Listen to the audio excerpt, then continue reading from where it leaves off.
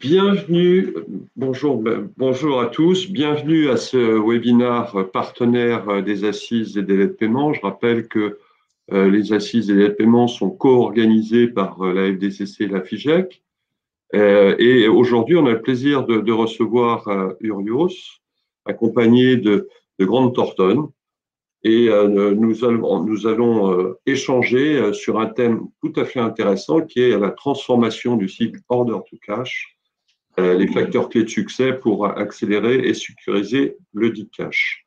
Alors, on reçoit Olivier Blandin, qui est directeur général adjoint d'Urios, en charge du pôle software, et bonjour, et Karl Sivadé, qui est associé Grant Thornton, BFR et Cash Management. Bonjour. Alors, en quelques mots, est-ce que vous pouvez rappeler et présenter rapidement vos entreprises, Urios et Grant Thornton? Oui, tout à fait. Bonjour à tous. Alors, en ce qui concerne Urios, on est spécialisé dans la performance et la sécurisation des postes clients et fournisseurs. Donc, on délivre des prestations intellectuelles autour de ces sujets et on commercialise aussi des logiciels de recouvrement et de credit management, qui est plutôt mon sujet. Karl Sivadier, donc moi je suis associé chez Grant Thornton. Grant Thornton est un cabinet de commissariat aux comptes, d'expertise comptable et de conseil financier. Au titre des conseils financiers, je dirige la BU BFR et Cash Management. Nos métiers sont du conseil opérationnel sur tous les métiers du BFR et de la trésorerie opérationnelle prévisionnelle, y compris les financements. Très bien. Alors, on va commencer par l'introduction. Olivier,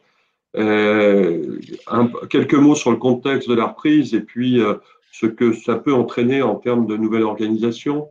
Oui, tout à fait. Alors, le contexte est connu, je dirais, au niveau des entreprises. On a des problématiques de délai de paiement client qui s'allongent, un PGE qui va être bientôt remis en question, des défaillances qui ont été jusque-là mesurées, mais dont on n'a pas une pleine visibilité sur l'avenir. Et puis, comme toujours, les entreprises qui ont un besoin de maîtriser leur BFR et un besoin de cash, on a en plus les entreprises qui étaient en arrêt d'activité qui redémarrent. Donc, c'est un moment où on a besoin de carburant pour refaire décoller l'activité. Donc, des problématiques de cash flow et de BFR qui nécessitent encore plus d'impératifs de trésorerie en fonction des activités. Là, c'est vraiment cette partie contexte qui est connue. Alors, dans ce contexte, pour vous, Karl, quels sont les impératifs pour les entreprises par rapport à cette nouvelle organisation ? C'est vrai que les impératifs que l'on a dans le contexte que l'on connaît depuis le début de la crise sanitaire, c'est un peu la transformation je vais dire, du travail. Et c'est le télétravail qui va impacter de façon très significative l'organisation et les enjeux que l'on a sur le BFR. C'est le télétravail, ça signifie l'autonomie. Ça veut dire qu'on se retrouve dans une configuration où on n'a pas les collaborateurs sous la main pour piloter ce qui est fait, pour piloter les processus, et eux-mêmes ne sont pas également en contact avec les parties amont et aval de leur des cycles dont ils sont en charge. Ça, c'est le premier point. Et puis, si on met le rôle et le cash, l'enjeu cash impose des procédures strictes quelque part, et je pense qu'on le sait tous, pour bien faire rentrer le cash sur les sujets de credit management, donc recouvrement et risque, on doit appliquer des procédures et qui dit autonomie et procédure, quelque part il faut qu'on ait une solution et je crois et on croit tous qu'un outil, un applicatif dédié au credit management est la solution et qui permet tant d'allier dans un contexte normal où on est dans l'entreprise, on est physiquement présent, où on met en place et on met en œuvre ces procédures et on a des enjeux qui sont servis. Et c'est exacerbé par la crise en se disant maintenant on est en télétravail, on est en 2021, les solutions SaaS, tout ceci peut se passer avec un applicatif. Donc c'est vrai que l'ensemble de ces phénomènes, ça implique de sécuriser la chaîne order to cash. Et la chaîne order to cash, quelque part, comme je le dis à demi-mot, c'est bien évidemment d'avoir un outil qui va aller travailler évidemment l'enjeu cash par la mise en œuvre de procédures de façon assurée, de façon certaine, et avec aussi des éléments de pilotage, parce que évidemment, si on se met 10 ans et voire bien plus longtemps avant, on sait tous que le recouvrement qui était fait avec Excel ou avec des bloc-notes, oui, c'était bien si on avait des collaborateurs engagés.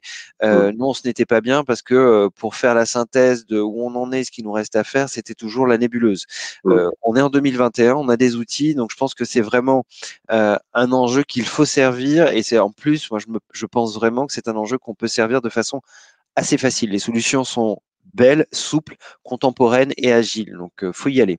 D'ailleurs, si on passe au premier sujet que l'on souhaitait aborder. Tout à fait. Alors moi, j'avais effectivement, quand vous venez de dire ça, on se repose. En fait, il faut se reposer un certain nombre de questions, à la fois dans l'organisation et comment on aborde ce sujet. On va remettre tout à plat, on va tout retravailler, effectivement, au regard de ce que vous nous avez dit. Tout à fait. Il faut apprendre à se connaître, en fait. Il faut connaître ses process, il faut auditer ses services. Le logiciel seul ne fait qu'une partie du travail, mais pour ça, c'est là où on a un intérêt à réaliser un audit et un cahier des charges.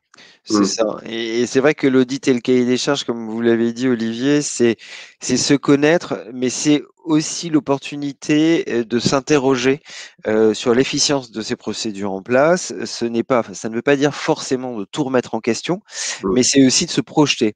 Et c'est vrai que tel qu'on vous l'affiche ici, l'idée dans la réalisation de l'audit et la réalisation d'un cahier des charges, on a laissé volontairement la terminologie cahier des charges parce qu'il ne faut pas oublier qu'on est sur quand même une solution informatique, ça reste un applicatif, mais ce qu'on voulait souligner, c'est le sujet de pilote métier. Il est important, même s'il s'agit d'un applicatif, que ce cahier des charges, cet audit et le projet dans toute sa globalité soit mené par un chef de projet qui est métier, qui est fonctionnel. Parce que une DSI en standalone sur le déploiement de la solution, ça va être super parce qu'à un instant T, la machine va fonctionner, mais elle aura mis en place la machine sur une base standard. Le fonctionnel en driver du projet va vraiment s'attacher à ce que ces processus, ce qu'il veut voir dans la machine, soient paramétrés. Et puis le deuxième élément aussi. Ah, Karl, on vous entend plus. Olivier, peut-être? Oui, j'espère qu'on m'entend de mon côté. Oui, oui, tout à fait. Allez-y. Je pense, Karl, il faut remettre votre micro. Alors, je vais en profiter pendant cette interruption.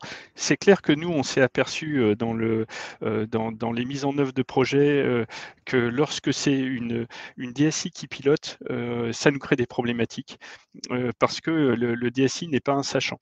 Et chacun a ses caractéristiques, chacun a ses forces.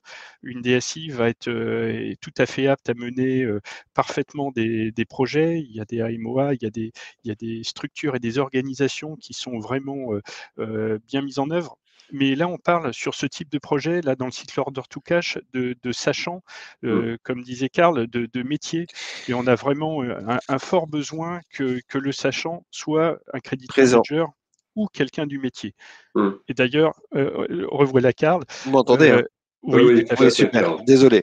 Non, c'est pas grave. On a vraiment besoin que le sachant soit quelqu'un du recouvrement ou du credit management plutôt que quelqu'un informatique qui lui sera plutôt en appui pour organiser et structurer le projet. Et d'ailleurs, dans ce sens, sur la rédaction du cahier des charges, c'est évidemment d'abord l'expert sachant qui va présenter, et on peut passer à la slide suivante si vous le voulez bien, puisqu'on reste toujours sur le même thème. C'est d'ailleurs le sachant qui va présenter tout le processus order to cash.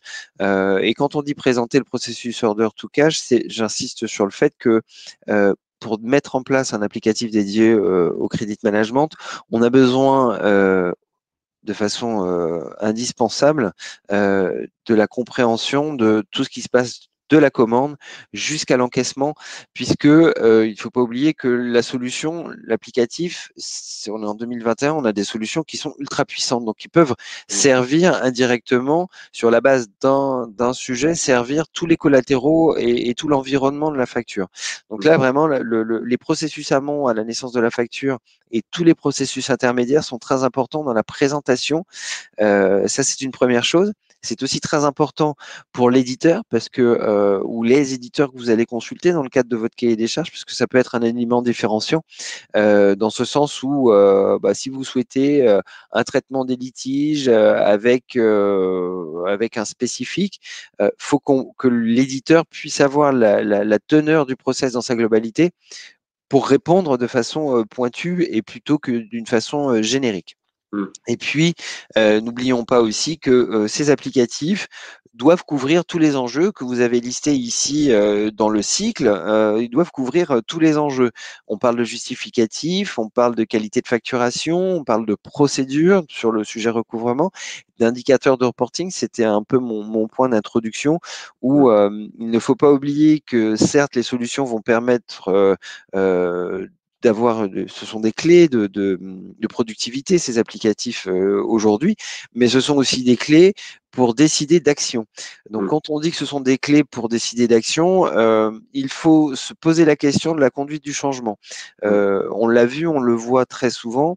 On a de plus en plus des appels d'offres qui parlent de conduite de changement. Moi, j'ai besoin d'un éditeur et j'ai besoin aussi d'un éditeur qui m'accompagne sur la conduite du changement parce que sur certains éléments, compte tenu des nouveautés, en tout cas dans mon processus avec cette machine, je dois me reposer des questions. Et c'est là où, j'allais dire, dans les projets que l'on réalise, on a quand même cette conduite du changement qui est adressée. Alors, comme je le disais, il faut pas partir sur tout, remettre totalement en question son process, mais il faut au moins se poser des questions sur les ETP, à reconsidérer. Est-ce qu'il y a une nouvelle répartition, puisque vous avez quelque part de nouveaux outils, de nouvelles armes pour traiter des sujets avec vos équipes. Il faut aussi se poser la question de la transversalité du credit management. Quelles sont les parties prenantes? Vous pouvez adresser l'administration des ventes, vous pouvez adresser la comptabilité, vous pouvez adresser énormément d'éléments qui sont dans l'environnement de la facture. Et puis, évidemment, il y a l'élément fondamental sur la différenciation des processus à des instants précis. Vous pouvez différencier vos processus sur des natures de tiers, sur des natures de créances, à des moments dans l'année. Quand on veut parler d'un cash marathon, par exemple, vous pouvez programmer dans la machine à une période précise le changement de la stratégie pour que, quelque part, on adresse plus rapidement les sujets cash. Donc, revenons sur juste le mot cash marathon, parce que c'est quelque chose d'intéressant de rappeler. Oui. C'est vrai qu'il y a des clôtures comptables chaque trimestre. Quelques mots sur ce que peut être le cash marathon pour imaginer le propos. Alors, le cash marathon, effectivement, on a tendance à y penser avant la clôture annuelle pour présenter un joli bilan avec plein de trésorerie. Mais dans la vie du cycle order to cash, un cash marathon doit se caler en fonction de la saisonnalité de l'activité. Et puis, il y a toujours un aspect important dans le cash marathon. Donc, le cash marathon, encore une fois, c'est faire des actions coup de poing sur des périmètres spécifiques. Vous pouvez adresser vos plus mauvais clients ou vos meilleurs clients pour qu'ils payent un peu plus vite. Enfin, ça, c'est un choix. Mais par exemple, un cash marathon, moi, j'en vois rarement, sauf chez mes clients. Je fais toujours un cash marathon sur juin-juillet parce qu'on sait tous que en septembre, il y a forcément des échus. Donc l'idée, c'est de faire descendre au plus bas les échus. Alors ça ne veut pas dire que tous les clients ne vont pas payer, mais ça nous donne beaucoup plus de latitude à absorber un peu de retard de paiement sur les 15 premiers jours de septembre. Voilà un peu l'idée du cash marathon. Très bien. On continue. Alors, sur le point suivant est toujours dans l'idée de la réalisation du cahier des charges et ça va aussi dans la continuité de ce que je disais tout à l'heure sur la conduite du changement, repenser les workflows. Vous êtes sur la mise en place d'un applicatif. Un applicatif, ce n'est pas simplement sur le credit management et qui inclut également le recouvrement, ce n'est pas seulement d'adresser des clients pour qu'ils payent, c'est aussi d'adresser en interne, en amont, du commerce sur le risque client. Alerter, bloquer. C'est aussi alerter l'administration des ventes sur des litiges, sur des erreurs de facturation.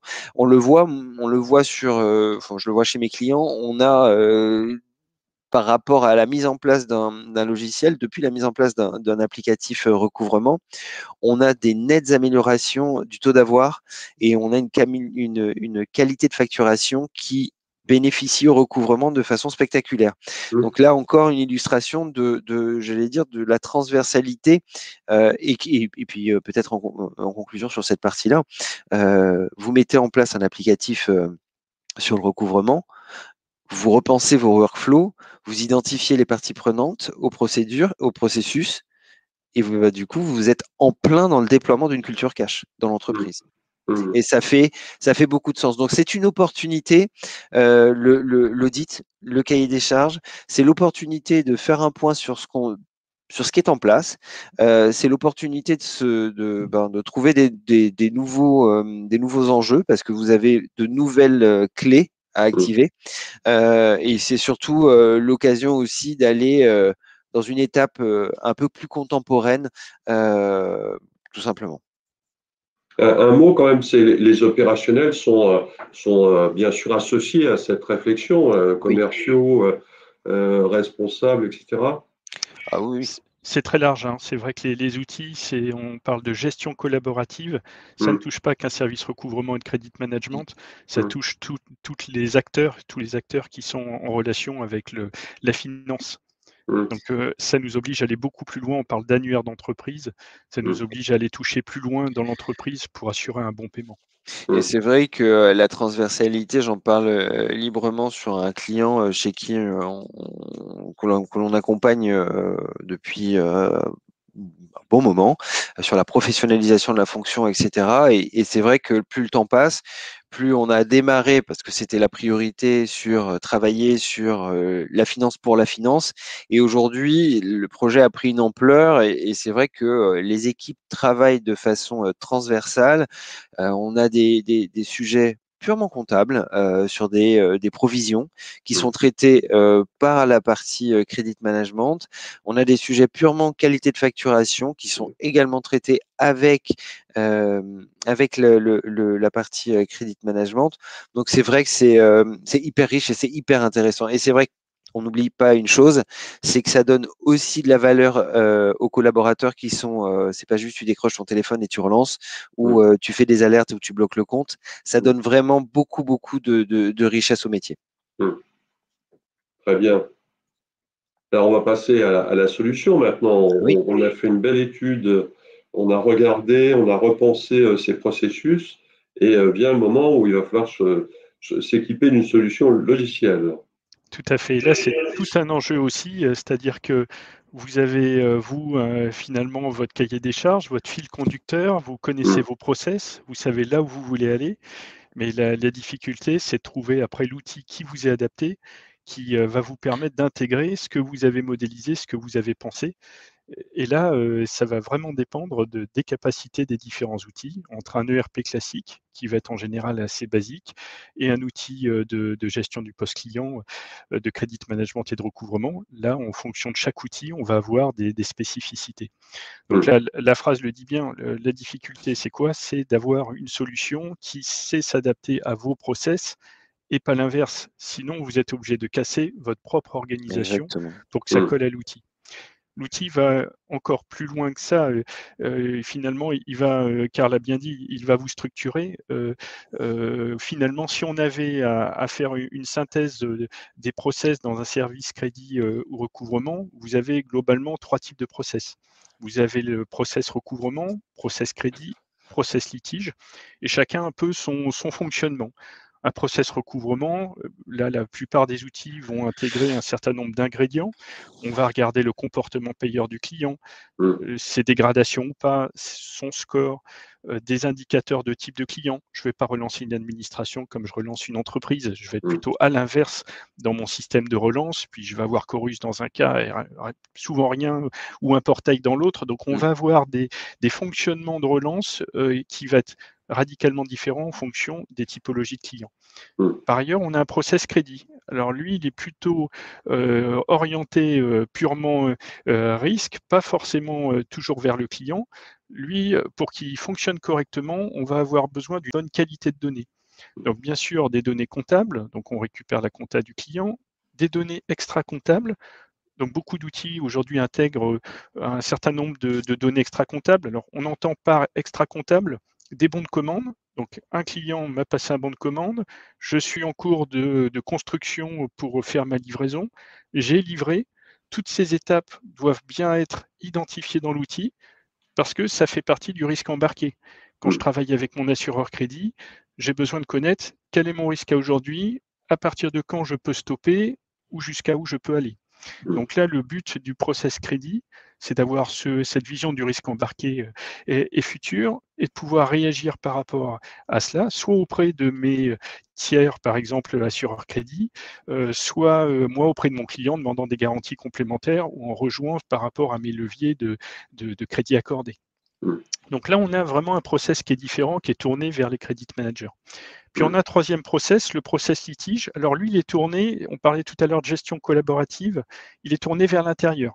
C'est-à-dire que j'ai un litige tarif, je vais aller voir le commercial. J'ai un litige délai, je vais peut-être aller voir la logistique ou d'autres types de choses et je vais aller chercher des bons de livraison. Donc, à chaque litige, je vais avoir un comportement interne et l'enjeu, c'est de continuer à faire payer mon client sur ses autres factures et débloquer le plus vite possible ces fameux litiges pour assurer le paiement au finish dans les délais les plus courts. Donc, on a trois organisations, trois structures de modélisation qui vont être très différentes.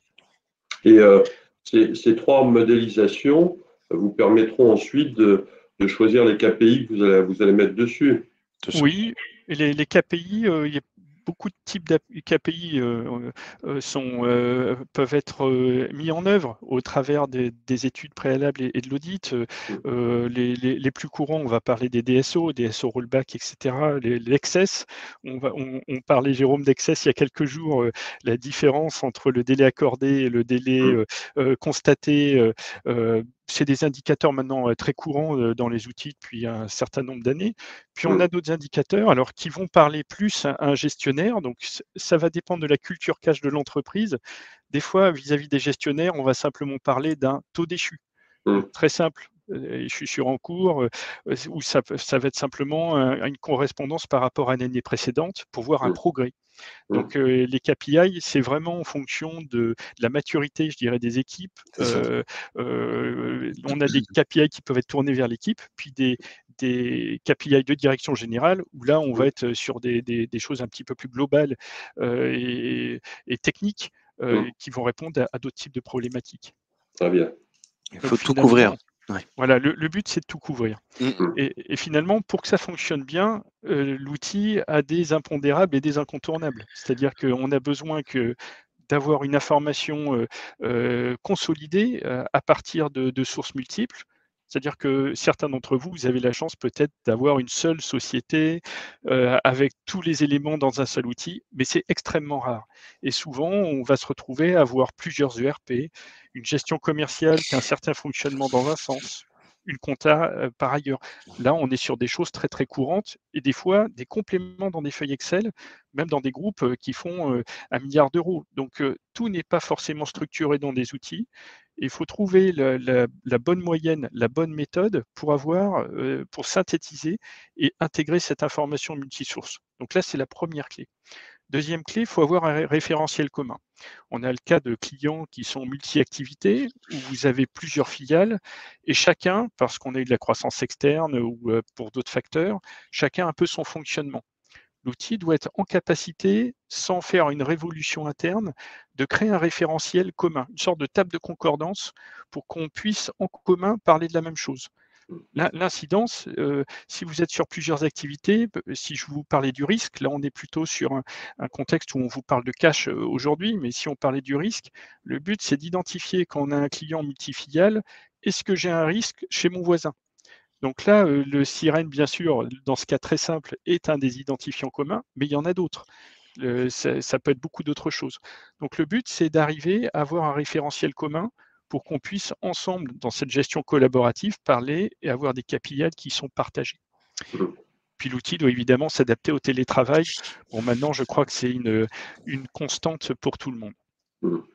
Alors ça, c'est les points clés, c'est les incontournables.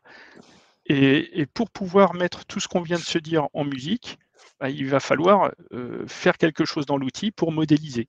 Et c'est là où on va avoir des leviers de performance en fonction des outils. Je vais vous citer l'ERP qui est le plus rigide en général vers des outils spécialisés comme Cash and Credit ou autres. Là, selon les outils, on va avoir des capacités très différentes et ça ne se voit pas dans les démos, parce que c'est très dur dans une démonstration d'outils de se dire ah ben c'est pareil ou c'est pas pareil. C'est dans la vraie vie finalement que ça joue, c'est dans les jours suivants. Quelle est la mécanique de l'outil? Qu'est-ce qu'il est capable d'intégrer? Et comment vous allez modéliser? Est-ce que vous êtes autonome? Alors, pour vous montrer ça, ce que je vous propose, c'est de vous faire une brève présentation d'une modélisation. Alors là, quel est l'objet?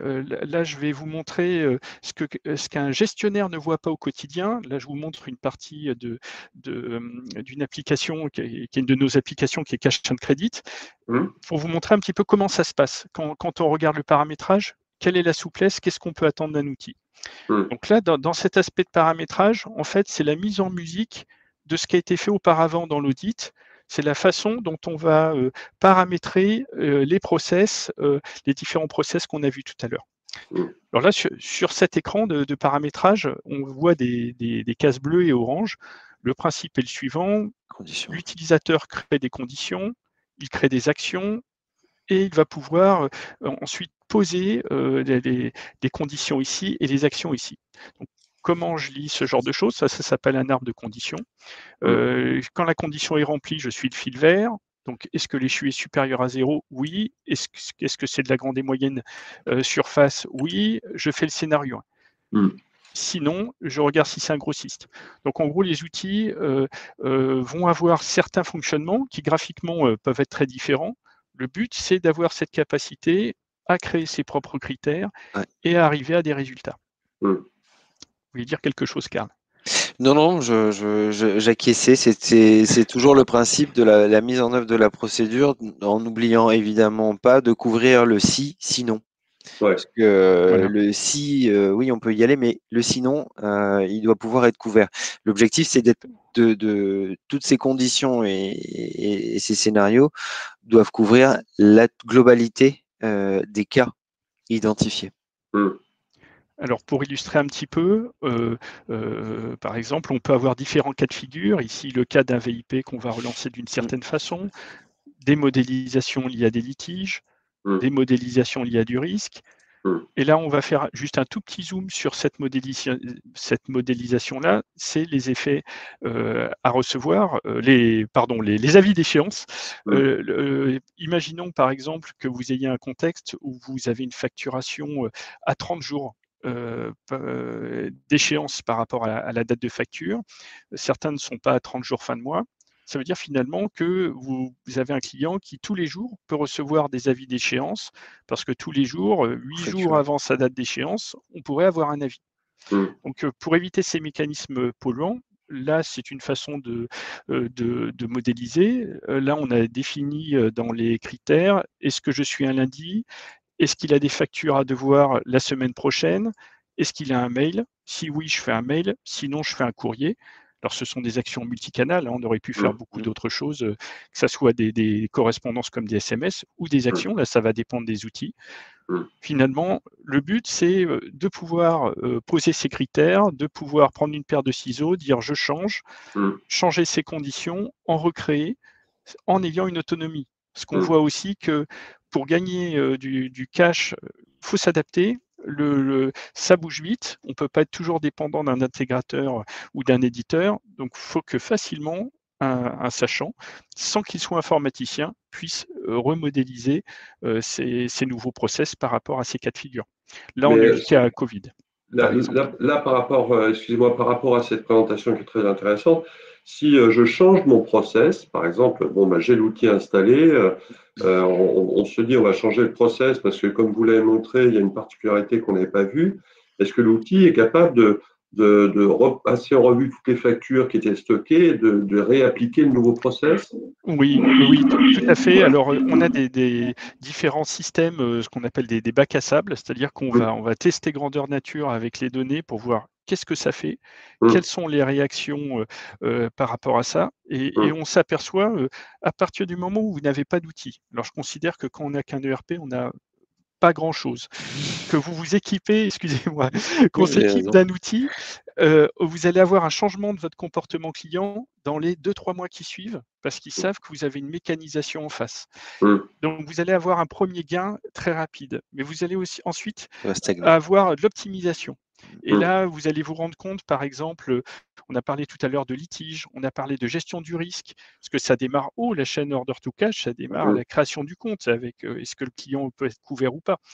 Et donc, toute la chaîne, finalement, va être optimisée. Tout à l'heure, on n'a pas parlé dans l'audit, mais la recherche du DSO caché, c'est un vrai sujet. Et là, on va l'avoir, la recherche du DSO caché, l'outil, comme il a les bons de commande, il a le livret à facturer. Finalement, est-ce que j'ai pas un délai de facturation trop long où je me dis j'ai un super DSO où je suis très très content, mais en fait je mets 30 jours à facturer parce que mon cycle, mon organisation interne a fixé que c'était une facturation mensuelle seulement. Donc ça va amener en effet des besoins d'optimisation fréquents. Ce n'est pas figé, c'est vraiment qu'on part de rien à quelque chose, on aura cet effet de levier positif, mais si on veut aller plus loin, c'est là où on va voir la performance des outils. Il faut avoir cette capacité d'autonomie et de contrôle sur ses propres process. Et puis, peut-être un élément aussi, c'est que dans votre exemple, Jérôme, vous pourriez avoir à créer, et dans la continuité de l'exemple du cash marathon, vous pourriez avoir à créer une stratégie propre au cash marathon que vous allez activer pendant un temps et revenir sur une stratégie historique de base. Et puis, on peut donner aussi un autre exemple qui est intéressant, c'est qu'avec, dans ce qu'a présenté Olivier, sur les mises en place de stratégie, un élément important dans le déploiement d'un tel projet, c'est que vous n'allez pas paramétrer, décider d'avoir un applicatif, paramétrer le tout et du jour au lendemain tourner la clé en se disant 100% de mes clients, je les mets dans l'applicatif. Vous pourriez avoir besoin de faire des mises en production progressives.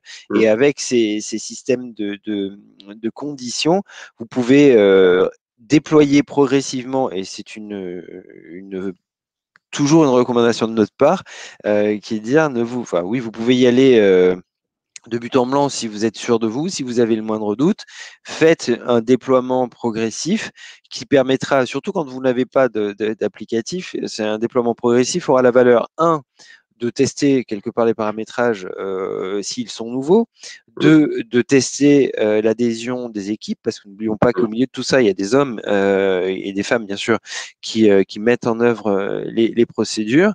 Donc voilà, tout l'intérêt aussi d'avoir des solutions qui doivent être agiles au final. Un mot pour respecter l'horaire. On va passer au RPA, parce que là, c'est aussi l'intérêt des solutions, c'est d'automatiser un certain nombre d'opérations. Tout à fait. En fait, ce qu'on vient de voir, cette modélisation, on entend souvent parler de RPA. Là, ce qu'on vient de voir, c'est un RPA.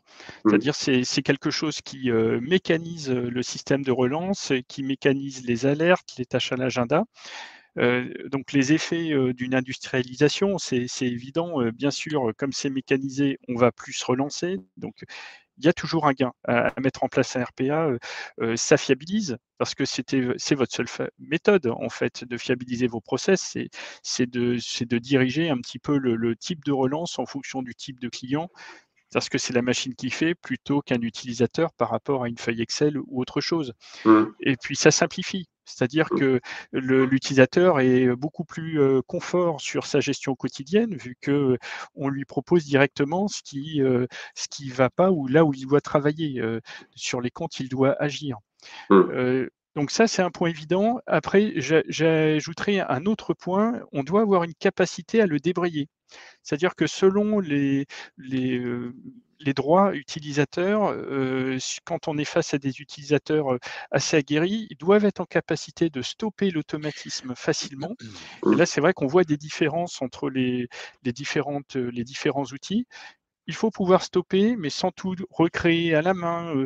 Donc, il faut avoir un domaine de liberté, parce que s'il stoppe, c'est pas forcément pour son bon plaisir, etc. C'est parce qu'il n'a pas son interlocuteur. Il doit faire très peu d'actions pour dire j'ai une promesse, donc en peu de clics finalement. Un RPA doit s'adapter et il doit être court-circuitable sous réserve que ça corresponde toujours à ce que vous avez défini dans le process. Là, j'ai un cas pratique client qui, au bout de 30 jours, donne une liberté à ses gestionnaires 30 jours, mais au bout de 30 jours, d'autres gestionnaires reprennent la main sur un cadencement un peu plus fort. Donc là, c'est vraiment l'esprit du RPA, c'est robotiser, oui, pas à tout va, et avoir une capacité de débrayage. D'accord.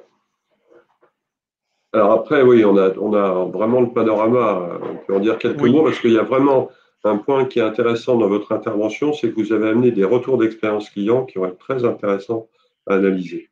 Allez-y. Merci, Jérôme.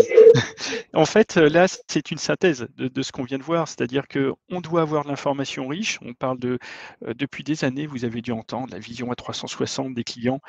Oui, il nous faut une information complète pour bien travailler, c'est normal. Donc la donnée comptable, extra-comptable, les données crédit, les liens avec les assureurs crédit, les données financières avec les partenaires d'analyse bilancielle, d'études de Solva, etc. Donc il faut toutes les données en entrée pour pouvoir bien agir. On a nos 3 process dont on a parlé tout à l'heure. Ça, en fonction des process, ça va faire certaines actions, donc des actions de correspondance, des actions d'alerte. Ça va bloquer les comptes automatiquement dans votre système amont selon les types d'outils. Évidemment, le gain, accélération de cash. On structure l'activité, donc ça veut dire qu'on peut mieux piloter le risque client et on améliore bien sûr la productivité. Donc là, c'est vraiment le slide de synthèse sur ce qu'on vient de se dire tout à l'heure. Dans le principe, toutes les nuits, on récupère les informations, souvent dans la plupart des outils. Certains le font aussi en journée pour rafraîchir les données des paiements du matin. On fait certaines tâches d'alerte, etc. Et finalement, vous voyez qu'on est loin dans tout ce qu'on a dit d'un outil qui fait juste du mail et du courrier basique ou de la tâche à l'agenda. Là, on va beaucoup plus loin. C'est un levier évident, constant. Je crois qu'on peut tous dire dans le métier que systématiquement, quand on met en place un outil de recouvrement, non seulement on va accélérer le cash, c'est normal, c'est son objectif premier, mais en plus, on va avoir une meilleure visibilité de ce qu'on appelle la relation financière client. On va mieux connaître son client, son comportement de paiement et sa dégradation. Donc, c'est ça qui va être vraiment important. C'est un outil qui participe à la richesse de l'entreprise. C'est beaucoup mieux qu'un CRM ou qu'un outil comptable où quand on a passé une facture en 416, on finit par perdre l'historique de ce qui s'est passé sur un client donné. Ceux-là ont une bonne mémoire. Alors là, on a présenté beaucoup de théories, on a présenté un cas pratique, et finalement, on dit souvent c'est les clients qui en parlent le mieux. Là, oui, exactement. On vous a donné quelques exemples de clients de différentes tailles et différentes activités. Alors le premier, on en entend parler en ce moment, il est coté en bourse. C'était une mise en œuvre en 1 mois. Donc pendant une période de Noël, le gain de cash en 5 mois était de 5 millions d'euros par rapport à sa taille d'entreprise, alors que c'est des gens qui ne partent pas de rien. Il faut voir, ce ne sont pas des débutants sur le domaine, mais le fait de prendre un outil et d'aller plus loin, forcément, vous avez un gain qui est rapide. Des gains de DSO. Et là, un autre point dont on n'a pas parlé, par exemple, ce client-là avait un échu qui était relancé tous les mois. Donc, ce qui est normal. 60% des factures échues étaient relancées. Après la mise en œuvre de l'outil, la plupart des factures étaient relancées. Donc, vous voyez, ça va amener à personnel constant ou des fois avec des personnes organisées différemment, on va pouvoir beaucoup mieux relancer. Deuxième secteur, un groupe qui est pluriactivité, dont l'aérien. Ça a permis de structurer ses process, d'avoir une information partagée. Alors sa particularité sur ce groupe, c'est qu'il a 7 ou 8 ERP, donc des activités complètement disparates. Et le but, c'était d'avoir une information consolidée vis-à-vis de l'actionnariat, des tableaux de bord, des KPI, alors qu'il est pluriactivité. Et là, c'était très, très important. Et sur ce groupe, c'était aussi le premier point, la structuration des process, puisqu'il y avait une telle disparité des activités. Donc, ils pensaient que pour ce sujet, avant en tout cas de s'intéresser à la mise en place de l'applicatif, ils pensaient que voilà, pour chaque activité, il fallait un processus de recouvrement. Et dans leur cas, le travail de cahier des charges leur a été vraiment profitable parce qu'ils ont cherché à trouver les points communs dans une procédure de credit management pour en fait n'avoir qu'un seul outil qui va adresser toutes les activités. Donc là, c'était pour eux, il y avait un vrai sujet de transformation qui leur a été vraiment profitable. Dans les cas suivants, alors je passe assez vite, une grande société d'intérim avec beaucoup d'agences, donc des acteurs décentralisés où là, leur performance était déjà excellente en termes de DSO et d'entrée du cash. Là, il s'agissait d'optimiser les process. Une petite coopérative agricole qui a plusieurs sociétés. Là, ça a permis aussi un gain de cash. Donc, ils ont eu leur retour sur investissement en quelques mois, même à une taille modeste, je dirais, par rapport à d'autres types de structures. Et le dernier client, un grand transporteur sur une vingtaine de pays en multidevises, multilingue. Donc l'intérêt, ça a été de structurer la relance, de structurer aussi sa relation avec ses partenaires tiers en fonction des pays et d'avoir une conso journalière. Il avait déjà un SAP, donc il avait déjà une base commune, mais multidevises, donc avec des reports plutôt mensuels. Avec Cash and Credit, il est passé à des reports journaliers. Évidemment, un suivi de la relation financière qui a été beaucoup plus fine, vu que sa particularité, c'est qu'il a des grands clients qui sont sur plusieurs filiales et plusieurs pays.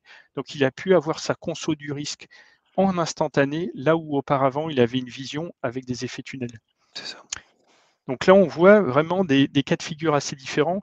On parlait avec Jérôme avant la présentation d'une administration sur des cotisations, ou j'ai un autre exemple dans les activités sur de l'assurance, là où on va avoir aussi de la matière très, très différente. Donc le but, en fonction de votre activité, c'est que l'outil soit capable de comprendre ce que vous faites, d'intégrer vos process. Donc il faut un outil souple qui ne parle pas que de factures. Si vous voyez que des factures sur un écran à recouvrer, des fois, ça ne fait pas le tour par rapport à votre activité. Vous avez besoin de lettrage partiel, ou vous avez besoin de voir des acomptes et des garanties. Toute activité a quand même ses spécificités, même sur des petites tailles d'entreprise.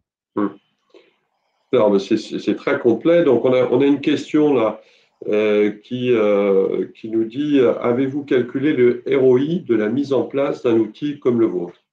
Alors, c'est tout à fait variable selon les clients. C'est en quelques mois.